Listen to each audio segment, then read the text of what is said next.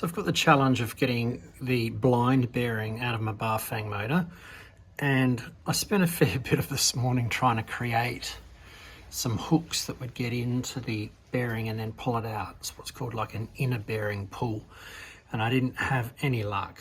And after things flying everywhere and me almost blinding myself and all that sort of stuff, I sort of gave up, and I went online looking for bearing pullers, and then I went onto YouTube to see how others were doing it, and I started doing one method that I've actually stopped and gone and got my camera, because you just wouldn't have believed me if I didn't film it. So here's what I'm doing.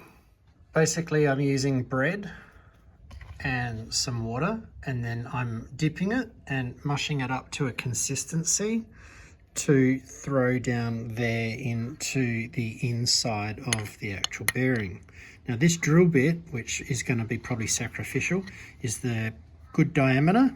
I think it's about 10 mil. And you just keep feeding bread into the middle there, and then you hammer it down all the way, and then the bread has got nowhere to go, so it gets underneath the bearing, and then it starts to push the bearing up. And here it is. There's the ridge. So this bearing is starting to pop, which is great, because I just couldn't find another way to do it without buying a complete bearing set.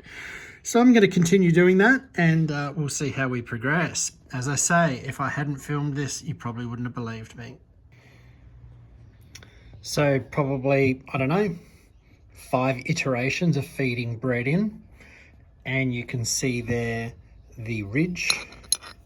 Let's see if I can get in that ridge there. It is actually starting to pop, and the bearing just came out. Seriously, if I hadn't seen that on YouTube, I never would have thought of that. And I never would have thought, really, that that would have worked. So bread and water is what I used. I don't know what else you could use, but it's just got to be something, I suppose, that gets pumped in behind it. I'm really impressed with that.